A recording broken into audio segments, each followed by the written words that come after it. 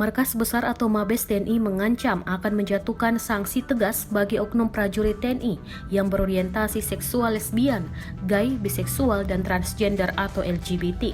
Sanksinya tidak main-main. Oknum prajurit TNI yang terbukti berorientasi LGBT akan diproses hukum dan dipecat dari dinas militer secara tidak hormat.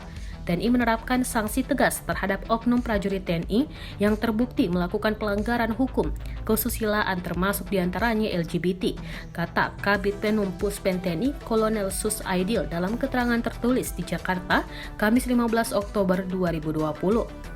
Aidil menjelaskan secara institusional TNI sangat tidak mentoleransi LGBT dalam tubuhnya.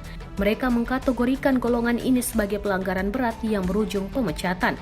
Isu prajurit TNI LGBT menjadi perbincangan halayak usai Ketua Kamar Militer Mahkamah Agung, Majen TNI Pun Burhan Dahlan mengungkapkan saat acara pembinaan terhadap Hakim Militer se-Indonesia pada Senin 12 Oktober 2020. Burhan mengungkapkan, ia awalnya diajak berdiskusi dengan pimpinan TNI Angkatan Darat di Markas Besar Angkatan Darat.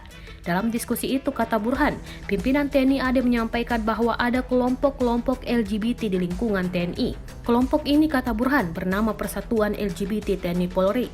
Berdasarkan diskusi ini, Burhan berkata, kelompok ini dipimpin oleh oknum TNI berpangkat sersan. Sang pimpinan TNI AD menurut pengakuan Burhan marah besar karena Majelis Hakim Pengadilan Militer sepanjang tahun lalu membebaskan 20 tentara gay yang disidang.